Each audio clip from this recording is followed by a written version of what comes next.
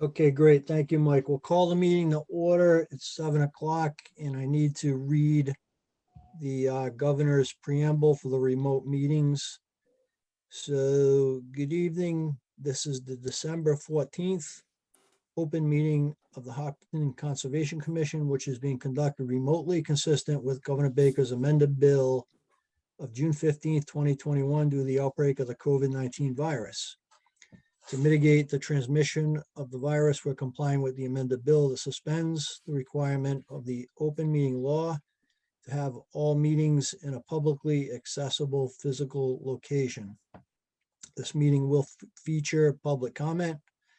For this meeting, the commission is convening by Zoom app as posted on the town's website, identifying how the public may join.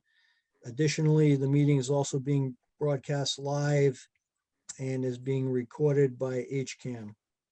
Accordingly, please be aware that others may be able to see you and take care not to screen share your computer. Anything that you broadcast by voice or video may be captured by the recording.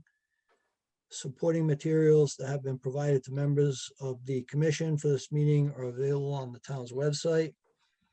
After commission members have discussed each project application on the agenda, the chair will open the discussion to public comment. The chair will first ask members of the public who wish to speak to identify their name and address. 3 minutes will be afforded for public comment. Finally, each vote taken in this meeting will be conducted by a roll call vote of the commission members. So we'll do a roll call attendance for tonight's meeting. Melissa Ricos and Kerry Reed will not be joining us tonight.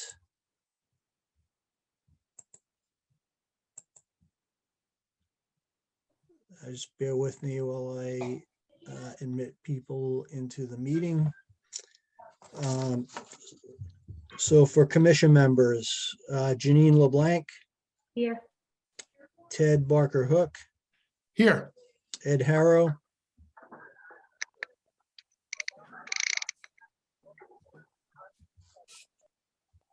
Here. Jim Cirillo, Here. and this is Jeff Barnes. For staff, Kim Chamikalai, Here. Anna Rogers, Here. and for the commission's consultants, Matt Vero Present. and Joe Orzel Present. of Lucas Environmental. Okay, great. Thank you, everyone. All right, let's jump into the agenda. We have a busy evening tonight. Documents for review, 20th Century Homes, 6 Leon's Way. This is a certificate of compliance request. Kim.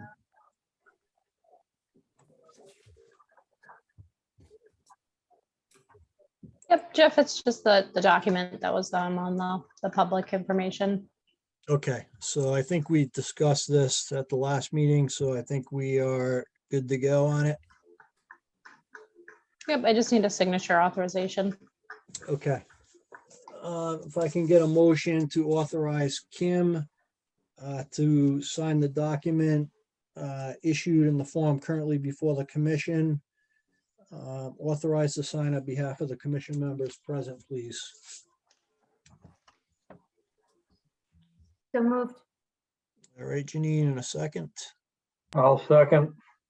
Okay, Ed, and we will do the roll call vote. Janine, Aye. Ted, Aye. Ed, Aye. Jim, Aye. and I'm an aye. All right, great, thank you. Draft minutes for November 2nd and November 30th, 2021. Did everyone have a chance to review those? And are there any questions or comments?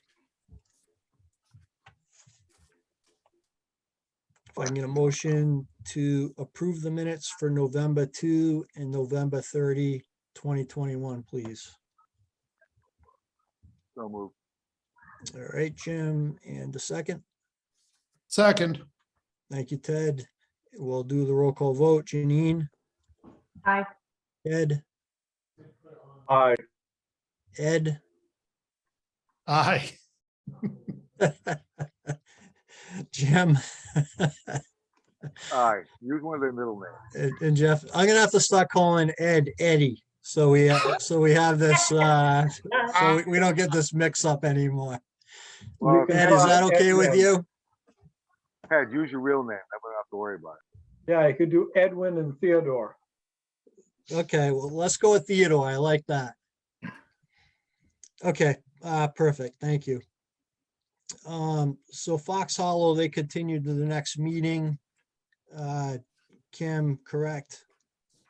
That is correct. Okay, great. Hickey 97 Franklin Road, this is a request for a certificate of compliance. Matt, I saw your comments. It looks like everything is pretty straightforward on this, that we are good to go. Is that, I'll defer to Joe on that. Joe did, okay, Joe? Yeah, that is correct. It looked, everything looked good out there. Okay, perfect. If I get a motion to issue the certificate of compliance for 97 Franklin Road. I'll make that motion.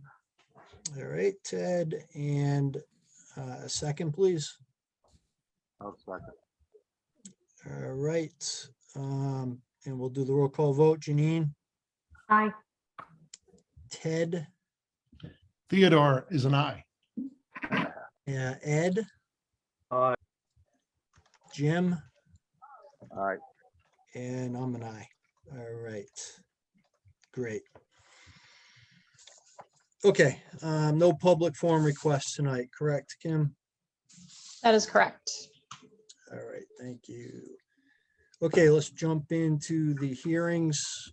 Picard, 34 Downey Street. This is an after-the-fact notice of intent for a boat lift, which is a continuation. Okay. Yes, hello there. My name is Mitch Maslanka. I'm representing the applicant Paul Picard tonight to go over what we have provided you most recently. So at the last hearing, you guys had requested that we provide a site plan stamped by a certified professional surveyor or engineer to ensure that the boat lift was on within the property bounds, so that you can see it's not on the neighbor's property over there to the left side of the screen. So it matched up pretty well with our GIS sketch that I had provided.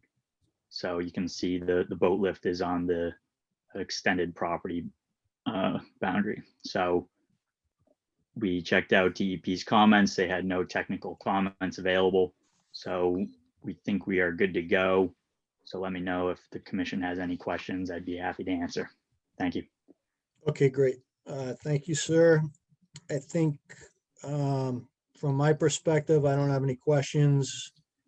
You know, the only comment that I would say at this point is it still needs to go through the chapter, 91 approval process, you know, as you know, through the state. But for the purposes of the NOI, I think we're good. You know, thank you for clarifying the location of the lift. And I'll open it up to other commission members for questions or comments.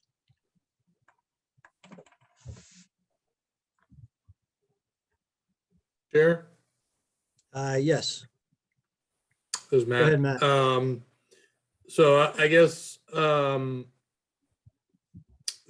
question somewhat remains that, you know, what was constructed is not on the applicant's property per se. It's within the Great Pond. And I know there's, you know, lots of these that have gone on the lake over the years. So I'm not necessarily looking to set a new precedent here, but I guess I just wanted to, you know, raise it to the commission members' notice that, you know, it's the boat lift, which is like a temporary structure that can be removed. There's also a deck that was constructed, you know, at some point in the past that I presume will also be part of the Chapter 91 license application.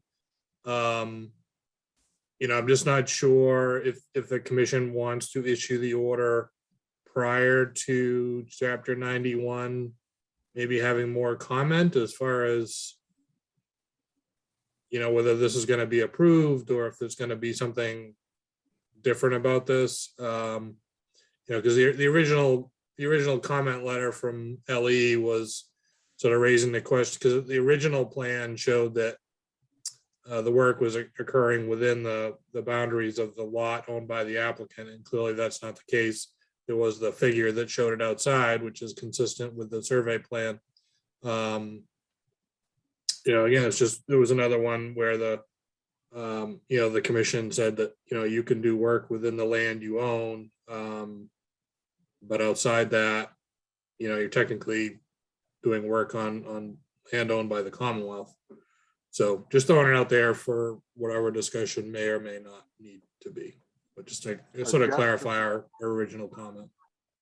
I still have the same concerns that Matt does, not necessarily the side boundaries, but this is a dock that's being built on a deck that's already extending out from land that extends out, and that is what my concern is. Jeff, this is Jim. Yep, go ahead, Jim. That's a great point that Matt pointed out, and I say that I would want to wait for everything to be resolved before issuing the order of conditions, so we don't get caught like maybe we have in the past. We Through the don't want them chair.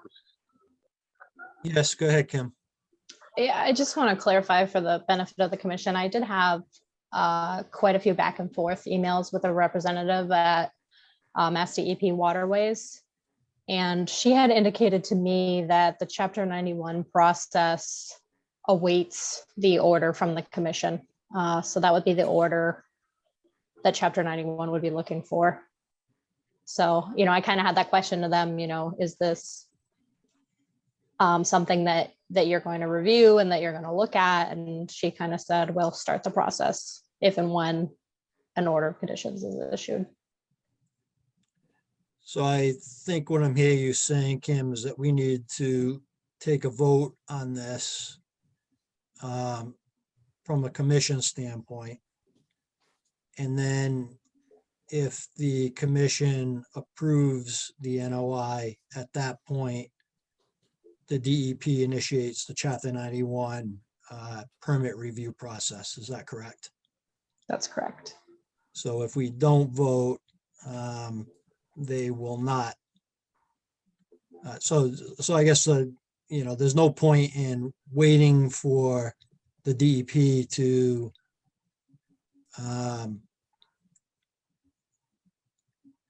make a decision on this permit, because they're not going to until we issue the NOI. Correct. So does that make sense to the other commission members? So I think the point Kim is making is that we have to issue the NOI if it's a, you know, an affirmative vote and it's issued. At that point, the DEP initiates the Chapter 91 permit process.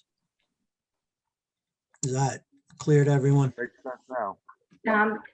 That's clear to me, but I'm not necessarily comfortable approving something that is not on the applicant's land. From that diagram that was just being showed, it's on the property of the lake, not in the property of the applicant. Right. But Janine, I think it's, you know, the lake is officially owned by the state. So the DEP has the ultimate, or, you know, the state has the ultimate decision on whether it's approved or not. But they won't initiate that approval process until the NOI is issued. You see what I'm saying? Yes, yeah, I see what you're saying. I guess I struggle with, is it in a jurisdiction to approve something that's not on the applicant's land or in our jurisdiction, I guess. Right. Yeah, go ahead, Jim. As part of the state's review for the boat lift, would they also be taken into consideration the deck that was built there without any authorization or approval? I mean, that's Yeah, well- that's in the Great Pond too. I mean, that's off property too. Yeah. Right. I have, and I know that this project started with Dawn, and I know that Dawn did, from some emails in the file, coordinated with DEP as much as possible to give them as much information as possible. What they do with that information is kind of out of my control. Another alternative that the commission could pursue is that usually when there's a separate landowner and applicant, or multiple landowners, we require multiple signatures on the notice of intent form. That being said, I know it's extremely difficult to obtain signatures of people from the state for this type of activity, and I'm not sure that it's been asked in the past. I would have to go through and kind of do a little bit of a historic review. Through the chair. Yes, Ted.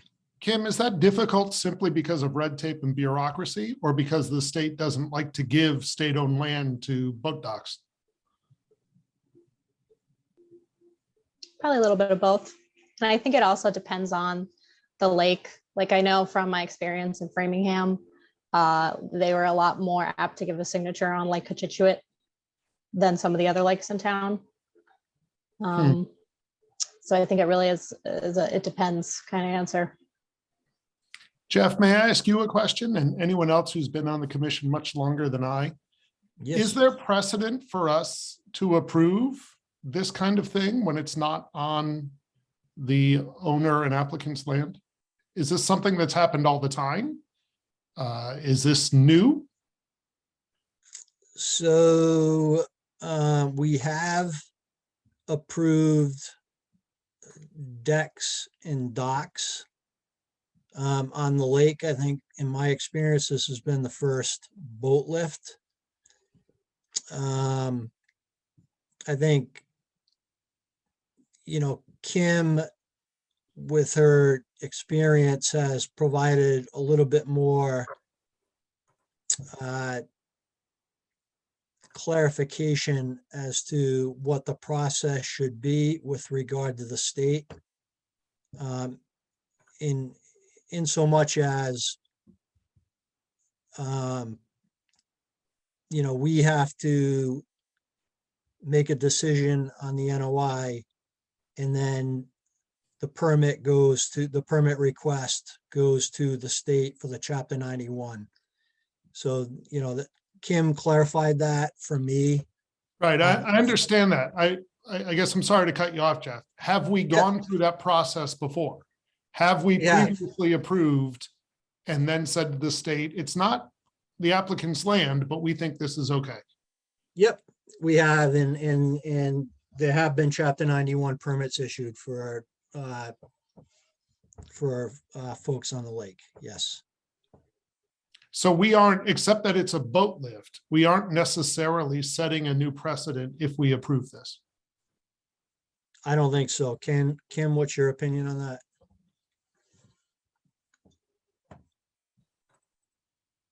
I need to go back in the files, honestly, and kind of take some look at some of the historic docs. I think this is my first or second doc on the commission, or dock-like structure. Yeah, okay. Thank you, Kim.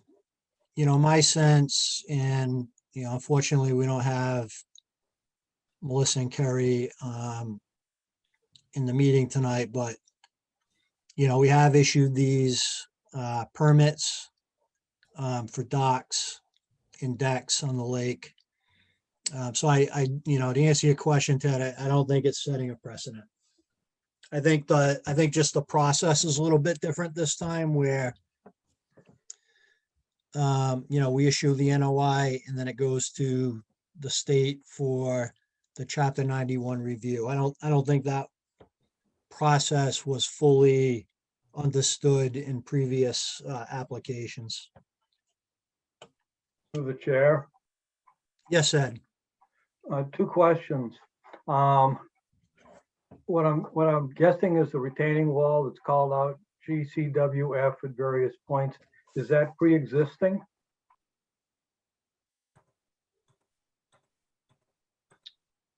Those were there. Yes, that's what delineates the bank, is retaining wall.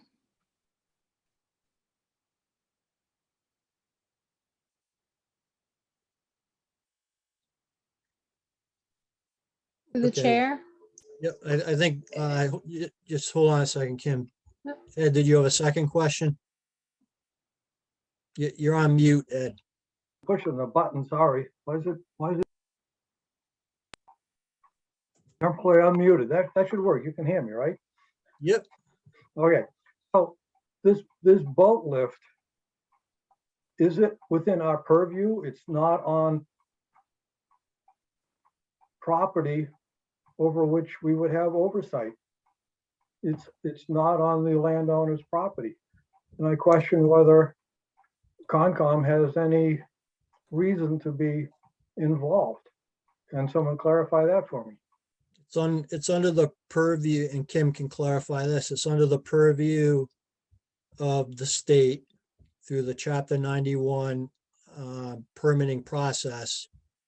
But the state won't initiate that process until we issue a notice of intent.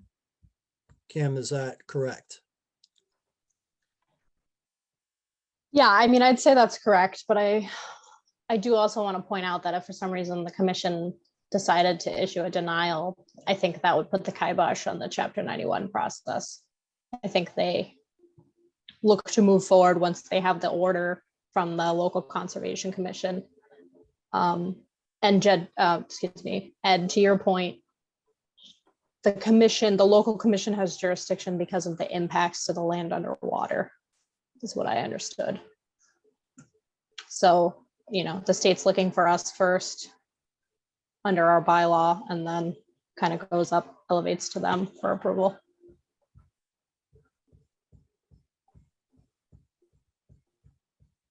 Okay.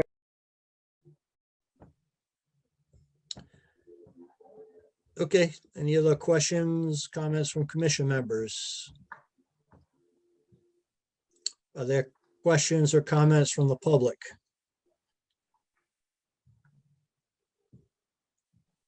Okay, if I can get a motion to issue an after the fact approval of the notice of intent for 34 Downey Street.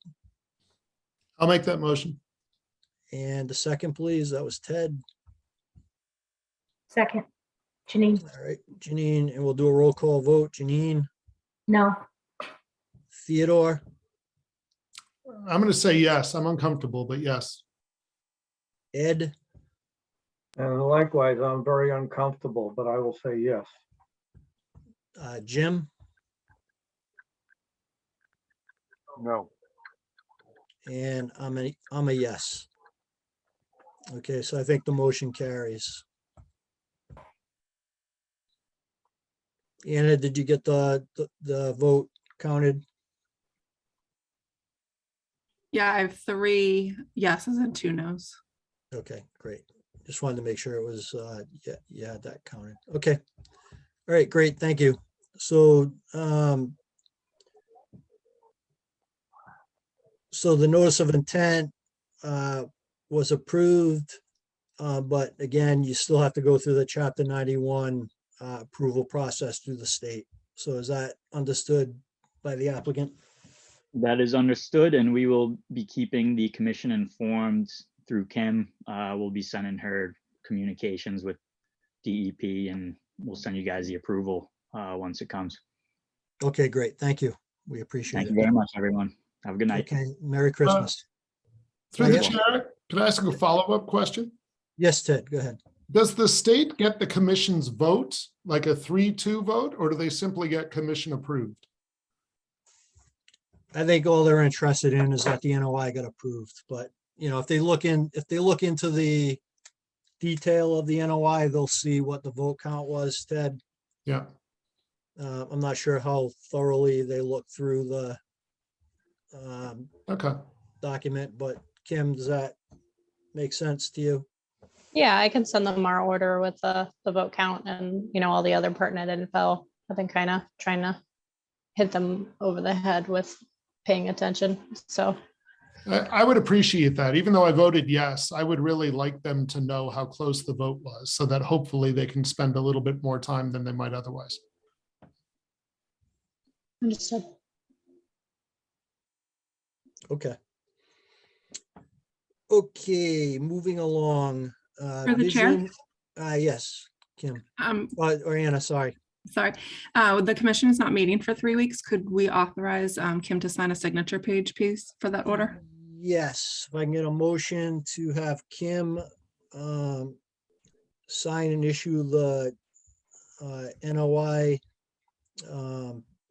before the commission, and that it be and that she's authorized to sign on behalf of the commission members present. I'll make that motion. And a second. I'll second. All right, and we'll do the roll call. Janine, Aye. Theodore, Aye. Ed, Aye. Jim, Aye. and I'm an aye. Okay. Thanks for the reminder, Anna. Okay, Vision Construction and Design, 178 Ash Street. This is an amended notice of intent for a single-family home and buffer zone restoration. Good evening, Jamie Bissonette from Zenith Consulting Engineers for the record. A few weeks ago, we had met and gone over the comments from Lucas Environmental. The comments detailed analyzing the roof drain system and also increasing the plantings in the disturbed buffer zone in a much denser manner. They recommended about 80 planting species. So what we've included in our email last week, I believe it was Thursday or Friday, over to Kim and Anna, was this updated plan for their review and also the drainage calculations as requested. We're hoping to get some feedback so we can finalize these plans and hopefully close out the amended order at the next meeting. So what we've done is we've come up with roughly, I believe it's 54 trees and 26 shrubs. I do note that there is an error where it says 6 trees of all the different heights on the side. That should actually say 3 on each line. But the intent of this is to actually stagger the heights of the trees so they're not all the same size, choking each other out. We're looking to get a spread of different heights with different species. So you'd have 3 trees at 10 feet in height, 3 trees at 5 feet in height, and 3 trees at 2 feet in height roughly for each of those species planted as shown over to the left-hand side. Also mixing in the sweet pepper bush and the high bush blueberry in between, and we're still keeping in the New England seed mix on the ground to just keep with the upland buffer zone species growing long term. This will provide nice seed that's in the ground mix as long as the commission and their agents are in agreement. So if Lucas Environmental and Kim are comfortable and the commission are comfortable with the planting, the other thing that we did was we did take a look at the drainage, roof drainage basin. We've attached a report. We found a slight difference in what we would use if we're designing this from scratch. We typically apply an infiltration rate taken from stormwater management itself based off of the sand characteristics from the USDA. Out here, we find that a 2.41 infiltration rate of inches per hour would be applicable. And so what we did was we modeled it through HydroCAD, which is attached. And in doing that, we found that we really should be using an 8-foot diameter basin with 2.5 feet of stone wrapped around it. And that's a 4-foot tall basin. The previous basin was 6 feet in diameter with 3 foot of stone, so it's a very minor change, but we did need that additional volume going from the 6 foot to the 8-foot diameter basin for our calculations to work. So we're showing a detail on our mitigation plan showing the 8-foot diameter basin with the stone. Should be down to the right-hand side. And so that is shown, and it still stays within the existing limit of work. That was the original plan of record. So those are, I think, the major items that we were asked to address at the last meeting. I'm happy for any feedback, and if the commission seems to be satisfied with the plantings and the roof drain, then we would like to finish up the plan and get on for the next meeting in 3 weeks to hopefully receive an amended order. Okay, and I think one of the other outstanding question we had was the PIBs. Have those been identified on the plan? Oh, actually, no, we'll add you're talking about the placards? Yes. Yes, no, those will be added to the finalized plan. That is correct. We did not forget about those. Kim actually forwarded over the pictures. So we'll add that picture detail. But yes, those will be added. When we sent this over, we were kind of hoping to get an idea on the plantings itself, where that was really the tough task for us. Yeah. But yeah, that not forgotten. We'll be on that finalized plan for the next meeting, sir. Okay, great. Thank you. Matt, I mean, this planting plan seems, what's the scale on this, Mr. Bissonette? It is a 20 scale. 20 scale. Okay. Yeah, any- Jeff, I thought the planting plan was a significant improvement. I like the idea of kind of staggering the sizes. I think that makes a lot of sense. There are a couple plants in there that are a little questionable how well they'll do, like yellow birch is really likes its feet pretty wet. And this is, an upland area. I don't have a problem with sort of diversifying, knowing that probably not all the plants are going to survive. So I think as long as there's, I would recommend the requirement for at least 2 years of monitoring to make sure that, some portion, whether it's 75% or 80%, whatever number you want to put on it, of the plantings survive. I think that's fine. But I really had, other than that comment, really nothing else. I thought it was a good improvement.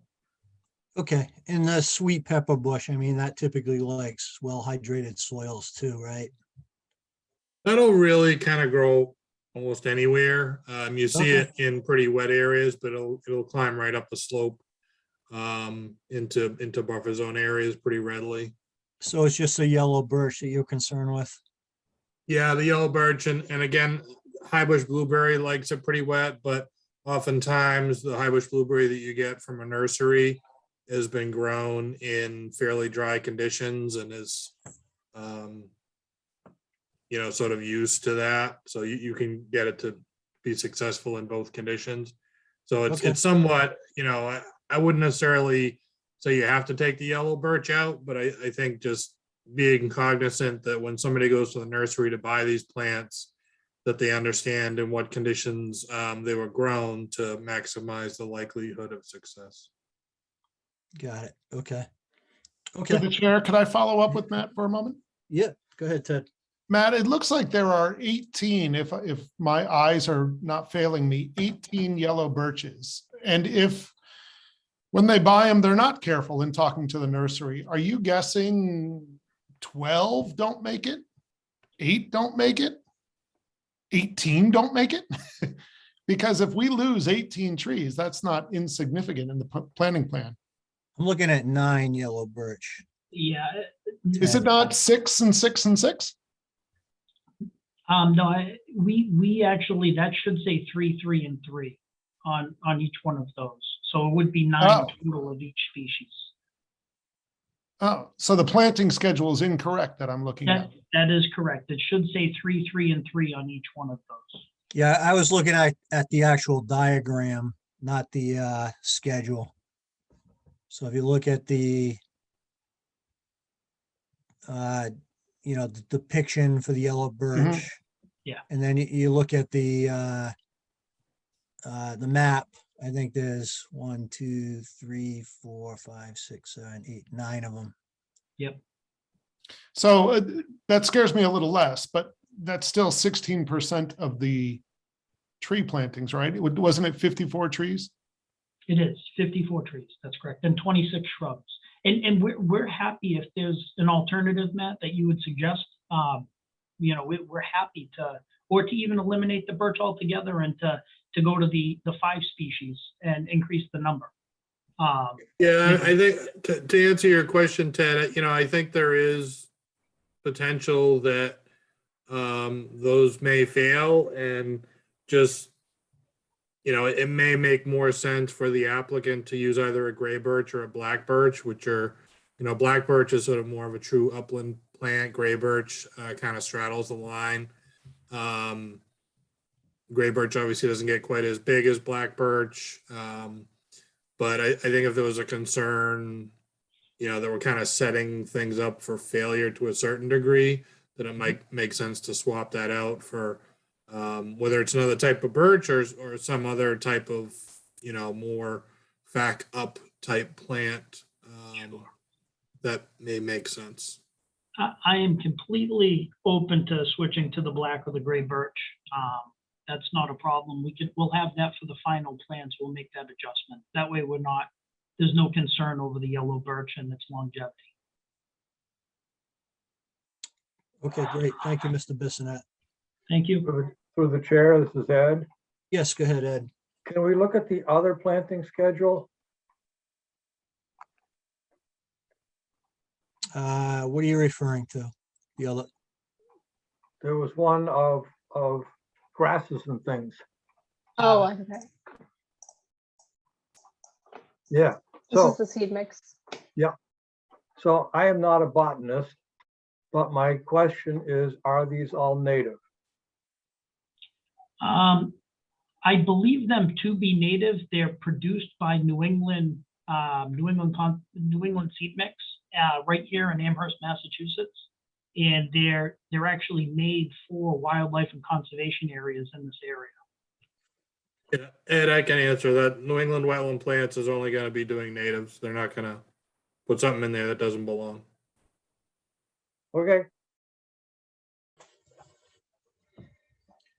okay. Any other questions, comments from commission members or the public at this point?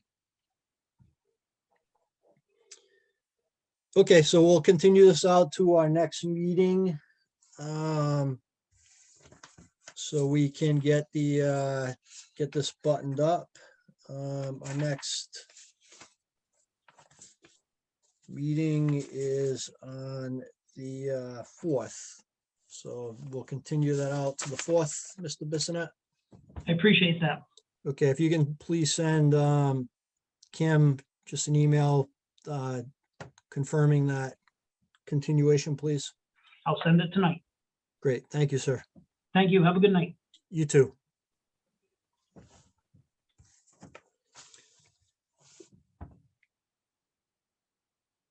Okay, moving along, Ravenwood, 0 Hayden Rose Street. This is a notice of intent for a subdivision.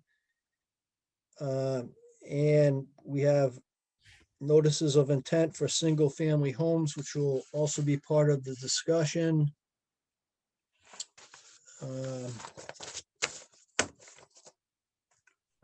Mr. Goddard, are you on the? Yeah, good evening, Mr. Chairman. This is Scott Goddard, Goddard Consulting, Wetlands Consultant, Joe Marquardt from JD Marquardt and Associates, responsible for the survey and engineering work on the property, is also on the call. And Craig Nation is on the call as well, representing the applicant. Okay, So, good evening. good evening. So if I heard you correctly, we're opening up all the related meetings at the same time. Is that correct? Or are we taking them in a particular order? Yeah, I think we can open them all up at the same. Excuse So me. At the same time. administratively, what's happened since the last couple of meetings is the subdivision has been redesigned, reduced in its overall scope and number of lots and footprint. That means that a number of those applications that we previously submitted for individual lots won't be applicable if we move forward with the current iteration. So we'll keep them alive for now, but if these other ones get approved, the likely outcome of those applications will be withdrawing at some future time. So for tonight, the only ones that we need to discuss is the primary application for the utilities, roadway, and infrastructure. That is application is before us. And then lots 1 and lots 8, which was previously referred to as lot 9, is going to be the subject of this discussion. So the balance of all the lots don't have work proposed within buffer zones. And so therefore they're not likely to have any filing requirements for notices of intent or RDAs. So it's just the subdivision, lot 1, and then what was previously referred to as lot 9, which we're now calling lot 8. So that's it, just those 3. So a number of submittals were given to the board in between these meetings in direct response to the comments at the last public hearing, as well as the Beta and Lucas responses. What you saw from us at the last time we brought this before you was sort of a broader discussion of the 9 to 8 lot subdivision modification. But what you've now been in receipt of for the last week or two, whatever it's been, is all the details that accompany that. So you have now this plan in front of you, which is the revised subdivision layout. That is the 8 lot version of the plan. And then you have all the accompanying documents to go along with that. The modified wetland replication document that Matt Verrill was looking for, the enhanced construction sequencing phasing plan, the updated subdivision plans, the stormwater comments with Beta and all. So I think, and then a more robust alternatives analysis with comparisons between the different versions that were submitted, as well as a response by point rebuttal to the comments.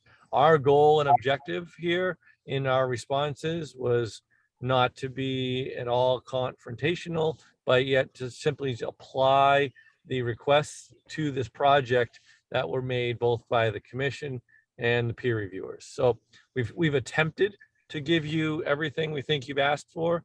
I know Kimberly sent me some additional comments. I think it was yesterday, saying perhaps some more detail could be beneficial in the phasing plan or wetland replication plan. I'm not sure. I mean, that's kind of up to the commission, I guess. We tried to present something to the commission that was consistent with most prior applications that either Joe or I have been involved in Hopkinton. If more detail is warranted, then of course that can be provided subsequently. But maybe what's best first here is Joe could show, sort of talk you through this site plan, some of the details on it that differ from the previous iteration. And then I'd be happy to jump in and show you the comparison graphics that we have submitted with the alternatives analysis. That would be pretty helpful. There's one graphic in particular that has comparison color hatched in areas to show how we differ from previous versions. And then we could talk through any of the details that you'd like to in review of the package with Matt or the Yeah, so I think, yeah, okay, thank you, Mr. God. I appreciate that. I think we are good with the current filing. I think, you have walked the commission through this previously, so, I don't think we need another iteration of that at this point. Okay. I think what we're looking for is, at this point, is to Kim's email, just a little bit more, and again, I just want to emphasize that we appreciate everything that you and the applicant has done to address the commission's concerns. This is, this current iteration is significantly better, in my opinion, in addressing our concerns. And we're at the 5-yard line.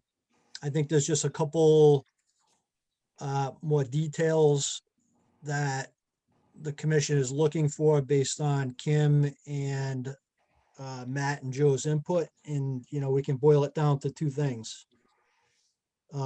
just the phasing plan and a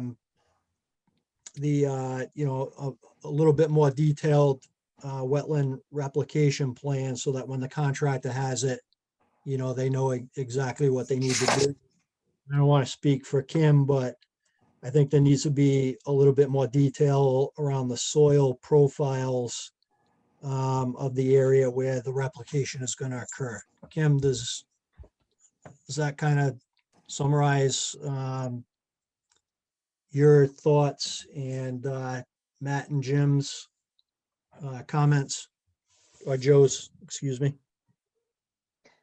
Yeah, I mean, I haven't had as much of a chance to connect with Matt yet, so I don't want to speak on his behalf, but in terms of what jumped out to me in reviewing the updated materials was the two primary concerns in Lucas's last comment, among other items that I think that we've addressed.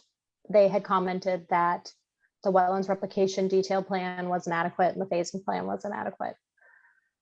In terms of the wetlands replication detail plan, honestly, I'm having trouble kind of putting it all together because I'm finding details that are in the narrative that are on the plans, or things that are on the plans that are not on the narrative.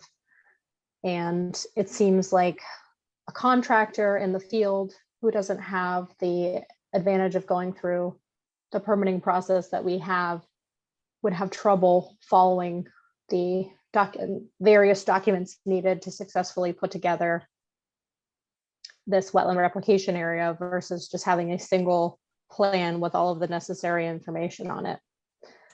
Additionally, I haven't been able to identify any information in regards to the existing conditions of the wetlands replication area, its hydrology, soils.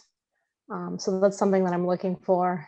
And the HCC regulations actually call out that the applicant should be following the replication guideline checklist from Massachusetts DEP's Wetlands Replication Guide. And so those are kind of some things that I still haven't seen that I think, some additional detail will help the contractor and this wetland replication area ultimately be successful. In terms of the phasing plan, it's still one single phase is proposed. And so, for myself, I feel like that's kind of more of a construction sequencing plan than a phasing plan.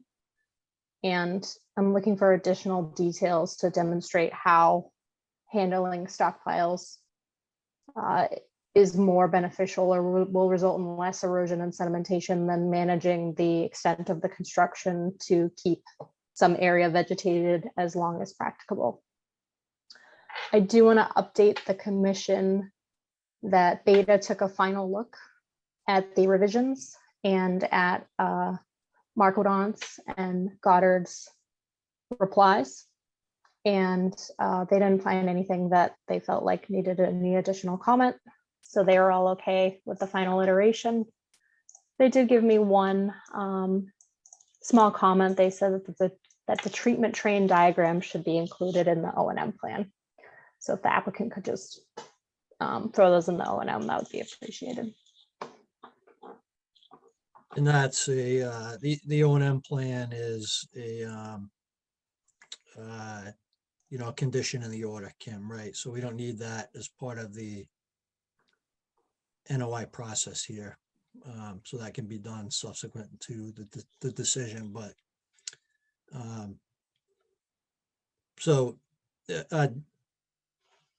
Joe, Matt, did you have any additional information to add to? Not a lot. I think I would just really reiterate that I think we're of the same mind that Kim was. The comments she just laid out that, on both of these documents, we agree there's some additional work needed. I think I would point out in particular on the phasing plan, it seems like the wetland replication is kind of left to the end, as often the case, and I don't see any reason why that couldn't or shouldn't really be moved up early in the process. That when that wetland impact area or even before the wetland impact area is impacted, that the mitigation area could be ready to receive those soils, and the soils can be moved right in there, could be planted if this work's going to occur next spring, be planted in the spring and have a full growing season under its belt. But I agree with really all of Kim's comments. I think a phasing plan having a little bit more graphical component to it can be helpful, kind of shading out areas of what the expectation is on what's going to be cleared first, what's going to be cleared second or third, depending on how many phases there are. Again, so that the contractor really fully understands both the wetland replication construction and how the project is expected to proceed as it is constructed. So I'll leave it at that. Okay, great. So Thank you. just a couple of comments, if I could, Mr. Chairman. This is Scott. Yes, sir. So I agree with you. I think we're at the 5-yard line. I appreciate the back and forth that we've had. I think it's been healthy and productive. We're happy to supply, some, sort of buttoned up items to bring this across the end here. As far as the wetland replication stuff goes, what drove the methodology there was just mirroring similar methodologies that have been used in other projects in Hopkinton. I would suggest, but the things that Kim are asking for are fine, I think, in terms of some more details about what the existing spot looks like and documenting that. I get that. The one part I think is that maybe I have a sort of just a different opinion on is I generally like having a standalone document that's referenced by the site plan that you can give to a contractor. I've never run into a problem where that's been confusing or challenging. It's just easier to update, modify, amend as requested or needed, that kind of thing. It's just like having an order of conditions. You can have a cited reference plan. You'll have the site plans. You can have wetland replication protocol document. You could have other things like SWIPs and whatever that go along with packages, and all that stuff doesn't necessarily have to be on a site plan as long as it's incorporated by a reference. So I would like a little more vetting of that piece of the conversation if a standalone report is reasonable or appropriate, or if the commission really does want to see just the contents and guts of a protocol document, shoved onto a site plan. In a sense, you've seen a lot of site plans. Sometimes these plan sets and, Joe's plans are, usually very clear to read and things like that. But I've seen some plan sets, generally speaking, that pages upon pages with all kinds of detail notes. And it's not as though those are automatically just more absorbed by a site contractor than if they're not on the plan. Sometimes a separate document gives it its own weight, as opposed to just getting lost in boilerplate notes that can occur on some site plans. So that's just one food for thought on that topic. And then I have a couple of comments on the phasing stuff as well, but could we just tackle that one issue first? Yeah. So I'm going to defer to a conservation agent, Mr. Goddard. I would say if she's happy, I'm happy as the chair. I don't want to speak for the other commission members. I think in my experience working with Kim, the past 7 or 8 months, she's a reasonable person. So I would defer, working with Joe and Kim on coming up with something that is workable, from a contractor standpoint. Kim, does that sound reasonable to you? It does. Yeah, thank you. And I guess I would just add that my experience as being the lead construction monitor for utility companies, projects, and their, consulting wetland scientist has kind of been the opposite. Every time I'm out in the field with the contractor, they've got the plan set slapped on their tailgate. And they're looking at the plan set. Yeah, they're not reading through the details, right? So. And just I for an agree with that. example on what we see, the planting plan isn't contained on this sheet. So even like that, the contractors now looking all around, the detail doesn't have any, micro grading on it. So you may end up, you may go out there and end up with a completely flat surface. So it's just, I think if the plan had more detail and more consistent detail, it would really help the contractor to be able to get it done in the way it was intended. Okay, so that's fine. So we'll. Yeah, I'll so work with Kimberly. just, okay, go ahead, Scott. I was gonna say, we'll work with Kimberly and we'll and Joe, and we'll get this done the way that it's being requested. It's not really a problem. Okay, and I just want to, if I can just stop you there for 1 second to make sure the other commission members are in agreement in this, in this process. Through the chair. Is anyone opposed to what we're proposing here? Through the chair, I have a question, but not with respect to your particular question now. Okay. All right, Scott, did you want to move on to the next? Yeah, and phasing this plan? one, just to talk on the phasing plan, and Chris or Craig, and then Joe may have some things to add on this because it has to deal with how this gets built. Usually the phasing plans I see become more critical the larger the project becomes. And when you have projects that are, of this size, I'll call this a, medium-sized project, right? It's not just one house lot, but it's not, legacy farms or something, right? So you have this kind of, Yep. mid-sized project here, but that it's all very condensed into one location. And I think what we're going to see is that it really kind of, it is not so much a phase in terms of as much as it is a sequence. Because we can't just take down trees in pieces here. They need the trees gone in order to do the regrading, in order to lay the asphalt and the utility pipes in. But we've condensed the area now down so much that I don't think it necessarily warrants having a micro dissected phasing as much as it's just a sequencing. Am I thinking about this consistent with the commission, or are we on different pages here? And maybe Chris or Craig, you guys might have thoughts on that topic as well. I mean, are we mixing words? Phasing and sequencing seem like kind of the same thing to me.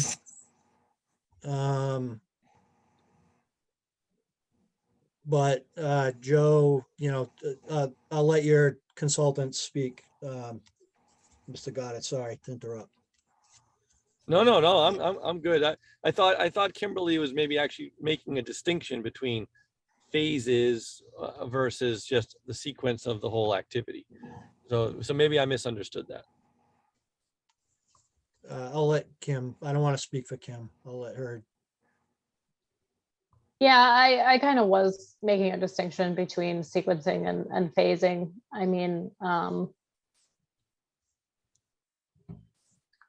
think if there is a single phase, then it's just sequencing. It's not really phasing. You know what I'm saying? It's just kind of, there is no phasing plan. It's just sequencing at that point. Personally, I would like to see at least 2 phases, wherein the first phase is concentrated on the roadway, the utilities, the stormwater, and the wetland replication. And then the second phase would be branching out into the house lots. I think it's extremely beneficial for erosion and sedimentation control to keep as much vegetation, or at least, keeping the site from being grubbed, especially when the stormwater is newly constructed and it's designed to handle flows from, lawns, not open, loose dirt. It kind of helps the stormwater to be able to get stabilized and then, have the capacity that it's supposed to. And that's kind of how I just feel like it's more beneficial than opening the whole site at once. So Scott, let me ask your on, you and your consultants, what's the timeline on, breaking ground and, getting the houses constructed? Are we talking 6 months, 8 months, a year? Can you provide some clarity there? Maybe Chris, can you jump in on that topic? Am I unmuted? Yeah, we can hear you. Hi. Good evening. Yeah, well, and to back up to the phasing part, in that, yes, it's a sequence, but I think it's easy enough to help differentiate it further by kind of blocking out some of the sequence to some more obvious phasing. That should be easy enough, and add a couple little details there that I think will make it more coherent.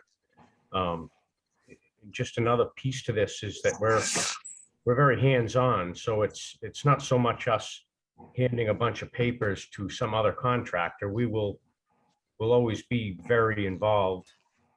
In fact, most of the work we do ourselves, and it's rare, but we do bring in subcontractors, but we're very much involved. So it's not a handoff, so to speak, just for reassurance there.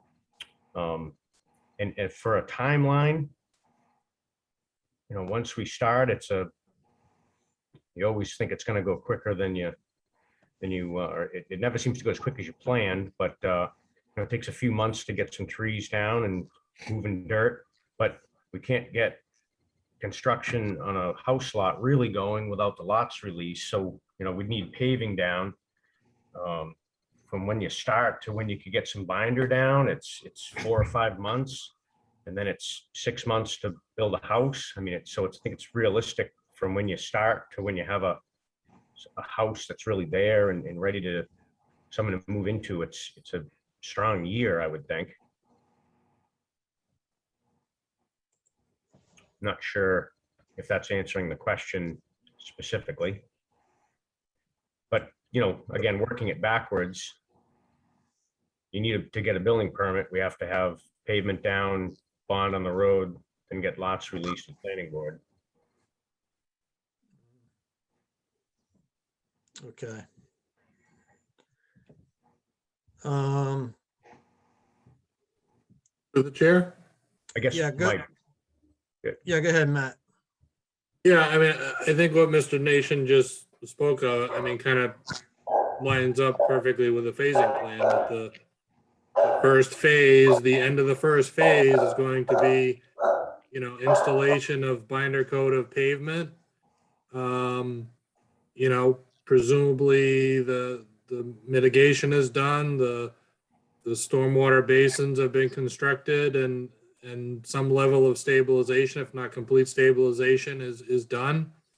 And then phase 2 is after the lots are released from planning board and individual house construction is done. And I think having some discussion on understanding the time of year, if you're talking a year and presumably this work is to start in the spring of 22, then I think that having something in the phasing that talks about stabilization of all surfaces in the fall so that work can continue on the homes presumably through late fall and into winter, as Mr. Nation said, potentially be ready a year from the time that the project begins. It sounds like a lot of the house construction would occur during the winter months and into early spring of 23. So I think what Kim and I are, and again, I won't speak for Kim, she doesn't speak for me, is, just putting some of that down graphically and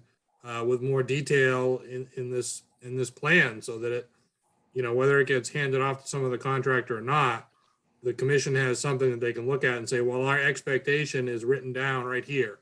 So that at any point in the project, Kim or Lucas or whomever can go out and say, our expectation was this, and it either is being met or it is not being met. And, when we get into problems is when things aren't being met and then erosion occurs and we've got impacts. And we've certainly saw that on a lot of sites this past summer. And I think it's really, the commission is just looking to avoid these issues regardless of the size of the project.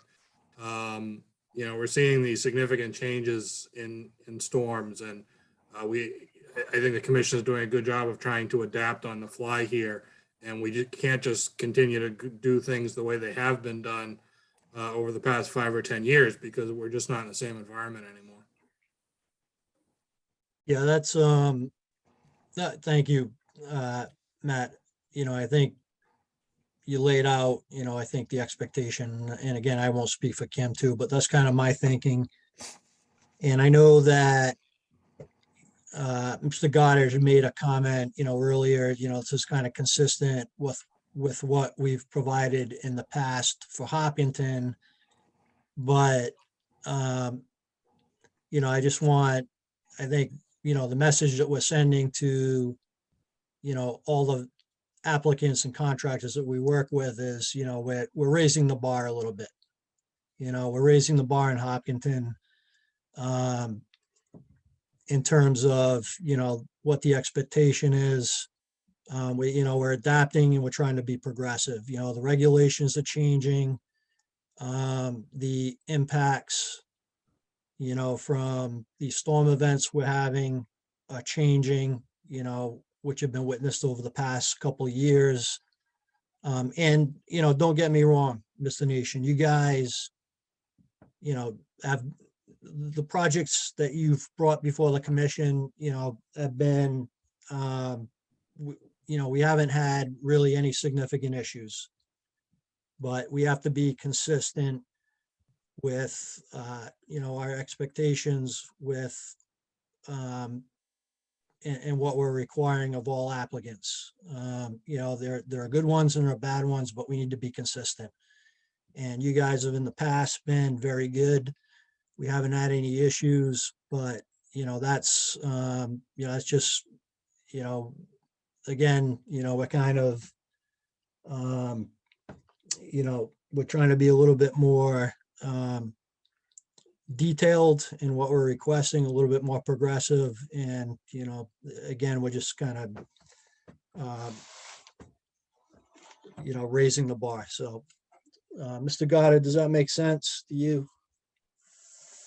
Matt's comments, Kim, Yeah, no, I understand. And, you know, on these two topics, you know, I think that you know, the applicant and their team can get together and give you something, you know, the Hopkinton 2.0 version of stuff, I guess. So we'll make it happen. Okay. And Kim, I didn't know, I didn't want to speak for you, but I didn't know if you had anything else to add to that. You know, and a large part of this drive is, you know, with Kim coming on board and really with kind of dealing with a lot of the issues that we've had in town with stormwater, you know, and, you know, complaints and comments that we've got from, you know, residents in town and those types of things. But Kim, sorry. Jeff, I think you and Matt covered it exactly. Yeah, and I agree, Mr. Chairman. I think this is fine. You're not going to have any argument for me on it.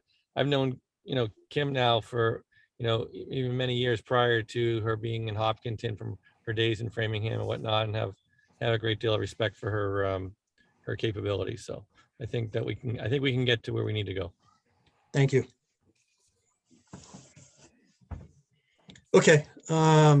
Any comments or questions from the public at this point? All right. So we will continue this out. Our next meeting. To the chair. Oh, yes, Ed, sorry. Yeah. Go ahead. No problem. At the beginning of the presentation, Scott made a reference to lots going away, but lot numbers being kept. Could I just get an explanation for the reason for that? Kim, I guess if you could post up that kind of maybe comparative document that I had in the alternatives analysis that shows the differences of where we were versus where we are, that might help to show it.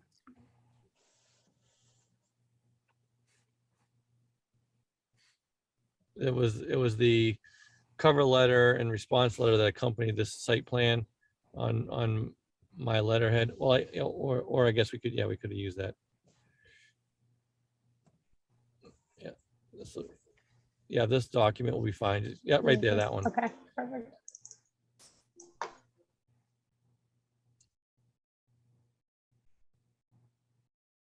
Did you say this one, Scott, would be okay? Oh, we could use that. Sure. Or let's maybe just start with that other one that you just had on the other sheet. The This one? one that had, yeah, there you go. So this alternatives analysis was included with the submittal, and it shows the changes from where we were with the previous plan versus now. So it overlays on this version where the houses were proposed versus where they're currently proposed. And when the limits of work are reduced in the areas that are that peach, sorry, the green area is the reduction of work. So now, for example, like that lot that the cursor is on, we're no longer encroaching into the buffer zone, which is that little red line is the buffer zone. So some of the work was now pulled outside of the buffer zones, and those lots aren't going to trigger the applications anymore. That's what it comes down to. So really, we just have the first lot right there, and then the one right across the street from it, those two. So those two lots are going to continue to have applications before you, and the only work in the buffer zone on that one there and the one next to it is stormwater related. So that the work on those two lots is covered in the subdivision application. Anyways, since we're going to Hopkinton 2.0 now, you know, this one other thing I would encourage the commission to consider is, I think there would have been some benefits to keeping this application as one package, which would be the road with the lots on it all together. Then we wouldn't have this disconnect on so many versions of plans and whatnot. So that's just food for thought as we move forward into future projects together. But that's the reason why we're only looking at lots 1 and 8/9 at this point. No, that comment is well taken, Mr. Godwin. We actually discussed that at an internal meeting a few weeks ago. So thank you. Yep. Through the chair, that doesn't really answer my interpretation of the question. I am under the impression, maybe I misheard, that there are less lots now, but Yes. that a no longer existing lot, the number, so to speak, for that lot is still being held. And so I question, what's the purpose of that? If there's only, I think it's 9, why do we want a number for 10, for lack of a better word? So now we only have eight lots. And so now the lots are numbers 1, 2, 3, 4, 5, 6, 7, 8, starting on the left-hand side, you know, at 6 o'clock or 7 o'clock, and working our way around the clock. Yeah. And that house up in the blue boxes are where they were previously. The clear boxes are where they are now. So that one in the upper left-hand corner, the blue one is now gone. That lot is absent. But there still is a lot at the lot 1 location, bottom left, and one at the bottom right, which is the lot. No, we had it called lot 9 before, but it's the same location. But now this is labeled as lot 8. So there's 8 lots plus the subdivision. So 9 So submittals, but now we're going to remove most of them. We're only going to end up with 3 submittal packages at the end of the day. Subdivision and the utilities, 1 package. Package number 2 will be for lot 1, and the final package is the lot 8/9. So just, I think what I'm hearing Ed asking is, there's no additional lot No. in the subdivision that's being reserved that could be developed at some future point. Oh, no. Ed, I don't want to speak for you, but is that what you're getting at? Yes, that's exactly what I'm getting at. Okay. So did Mr. Goddard answer your question? I hope so. Okay. All right, so questions, comments from the public? I don't think there were any. All right, so, Mr. Goddard, do you want to continue this out to the 4th? Sure thing. Okay. Okay, if you can just Thank you. send, yeah, if you can please send Kim an email with the continuation request, please. Perfect. Will do. Thank you. All right. Through the thank you. chair, Yes, Kim. just to clarify, the applicant is requesting to continue all of the associated notices, correct? Yes, correct. Thank you. Good evening. Have a good night, all. Okay, you too. Thank you. Okay, moving along, 22 Winter Street. This is a continuation of a notice of intent for a septic replacement and garage alterations. Do we have the applicant on the call? Yes, this is Seth LaJoy representing Steve McCarthy, who is also on the call tonight. Good evening, Mr. LaJoy. Good evening. We're coming in tonight because we do not yet have a DEP number to close this thing out completely, but we believe that the majority of all of the questions that have been asked have been answered. Mhm. And we just wanted to have that discussion with the commission to see if we could close this pending the issuance of the DEP number. So we can have a discussion as to, we got the performance standards. Thank you for submitting those. I think that is what the commission was looking for. I believe that satisfies the outstanding items. I understand that the fees with the state have been sorted out, but again, the DEP number hasn't been issued. But let me let Kim jump in to provide more detail and color. Yeah, Jeff, that is correct. I believe based on the last meeting that we discussed this application, the commission was looking for the performance area analysis, performance standards for riverfront area. And the last item was just the associated fees with the DEP.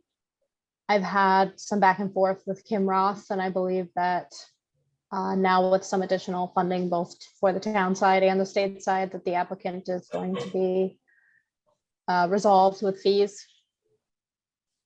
So I have no further questions or concerns with this site. I do recommend that the commission holds off on closing until the DEP file number. But if if the commission discusses tonight and feels good about the application, perhaps it could be more of an administrative approval at the next meeting. Okay. All right. Thank you, Kim. Through the chair. Yes. Hi, Joe. Just wanted to note that the wetland boundaries are all approximate on the plan, and would recommend that if the project is approved, that the commission note that they're not approving the actual wetland delineation or the wetland boundaries. Okay. That's a good recommendation, Joe. Thank you. Okay, let me open it up for questions, comments. I mean, my sense, Kim, is that we do not want to close this until we have the DEP file number, just because we don't want to run into issues with a 21-day issuance of the orders of the order, because if we don't have the number and the 21 days expires, we run into problems there, right? Yeah, that's correct. absolutely fine. Yeah, so I think, well, let me at this point just open it up for questions, comments from the other commission members.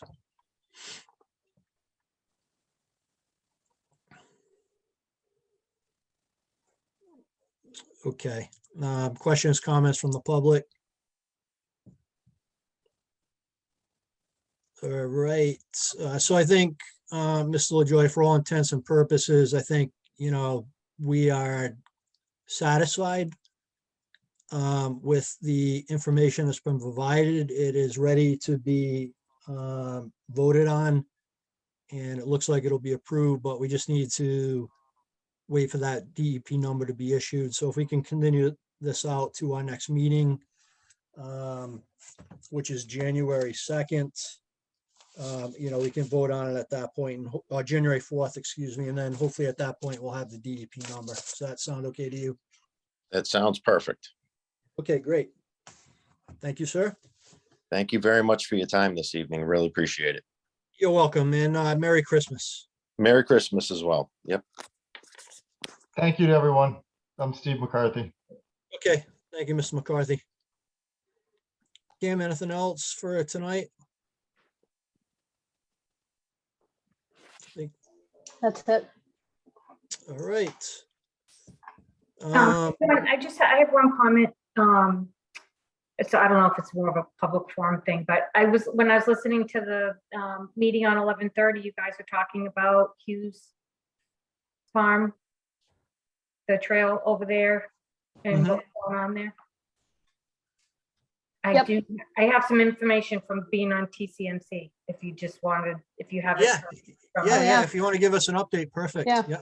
Yeah, so from what I can, if I'm remembering correctly, they did extend the order of conditions, and I believe they're going to come back to us again to get another extension on it. It's been too wet back there to do the work that we had approved. So that's why the erosion control, barriers and all that are still there. What's the, Janine, do you know what the timeline is for coming before the commission? Is it, in the spring or? I think it's fairly soon, because I think the extension is almost up. So I think they have to come to us fairly soon. Okay. We have another meeting tomorrow night, so I can find out for sure, but. Yeah, we only have I think we have 2 meetings in January, and February is a short month too. I think we only have 2 meetings in February. Is that right, Kim? The meeting schedule is not finalized, but I believe that will be the case. Yeah. So we have January, right now on the agenda, we have January 4th and 25th. And then February is always a short month. There's only 1 or 2 meetings in February typically.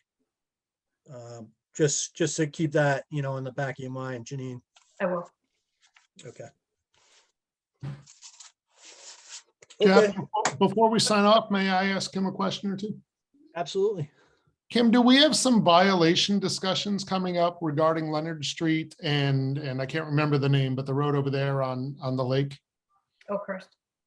Okay, so for Oakhurst, I had a conversation with the homeowner, a lengthy conversation. And he's also been coordinating with the building department.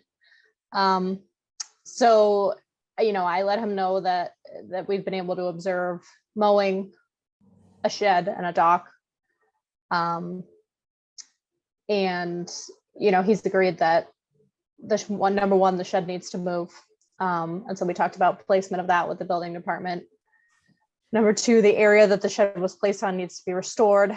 And number 3, that the dock needs to be permitted. And so he's been in contact with Mr. Marquidant about updating his site plan from his original building approval and going through the permitting process for the shed and the dock rather. He wants to have a conversation with the commission about the condition in perpetuity on his property for mowing. So I'm going to schedule that for the same time that he comes forward with the dock permit. I've informed him about the functions and values of the wetland that's between his home and the edge of the lake.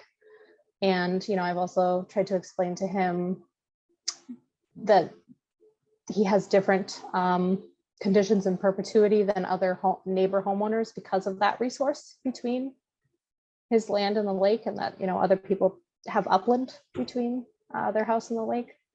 But he's quite adamant. I think he might also need to hear some of that information from the commission. So that's stay tuned. Obviously I just generally in my, being a conservation agent, especially with single family homeowners, I like to try to get compliance rather than just go straight for, anything punitive. And so he's been very communicative. So I'll just continue to work with him to see if we can get him to come into compliance at that site. That sounds great. And Leonard Street, where the photos I sent you, I haven't seen any change since I sent those photos. I need to get back out to Leonard Street. I have had a lot of communication with Mr. Petrosi. We have a meeting this week as well. It's been a lot of promises that haven't kind of come forward. So I think at this point, we're ready to move towards, I personally am ready to move towards violations and punitive measures. I do apologize. I had that on my schedule for last week and I ended up needing to be in isolation for a week. So I'm on it this week, but. So that's likely to be a January 4th meeting agenda item? Yes. Awesome. Thank you. Thank you. Yeah, Kim had COVID, so she was kind of out of commission for a week. And,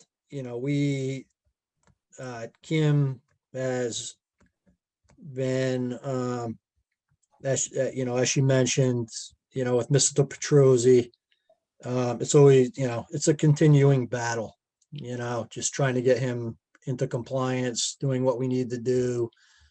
The commission, just so everyone knows, I don't want to put too much information out there before we have a formal public hearing, but the commission on our own dime had Beta go out there and do an inspection of the check dam, or not the check dam, but the what's the terminology, Kim? For the detention basin, we had a dam at the, in the northwest corner, I believe it was. There was some concern on Kim's part and on my part that it wasn't constructed properly. So, Mr. Petrosi wasn't being communicating with us. So we, had Beta go out and do an inspection and, there needs to be some additional work on that to get it into compliance. So, Kim's on top of it, I guess is what I'm trying to say. So, we're not giving him a pass on this, by any means. We're definitely on top of it. And I think, as Kim had mentioned, we need to have a fines hearing with him, in the next couple meetings. Jeff, if I may, to Kim and the commission, I didn't mean for my questions to sound like a critique. If they came out that way, I apologize. That was not at all my intent. No. Yep. No, I just wanted, it hasn't fallen through the cracks. We're on top of it. Or I shouldn't say we're on top of it. Kim's on top of it. So, at the next meeting on January 4th, you should get more details about what's going on. Thank you. And thank you, Kim. I really apologize if that came out sounding like a critique. That was not my intent in the least. Not at all. And it's a spreader trench. That's what it is. Spreader, right. That's okay. Thank you. Okay. All right. Well, I wish everyone has a holly jolly Christmas and a happy new year.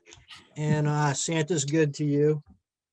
And with that, I guess, is there a motion to adjourn the meeting? Are we getting a new salamander costume this Christmas? Can we finally replace the old one? We can work on it. We can work on See if it's in the budget. I move to adjourn. All right, in a second. A second to Christmas. All right, and we'll do the roll call. Janine, Aye. Theodore, Aye. Ed, Aye. Jim, Aye. and Jeff is an aye. All right, guys. Merry Christmas, Everyone have a everybody. great Christmas. And we will talk to you in the new year. Be well, Right. everybody. Stay healthy. Yeah. Good night. Good night, Okay. everyone. Take care, everyone.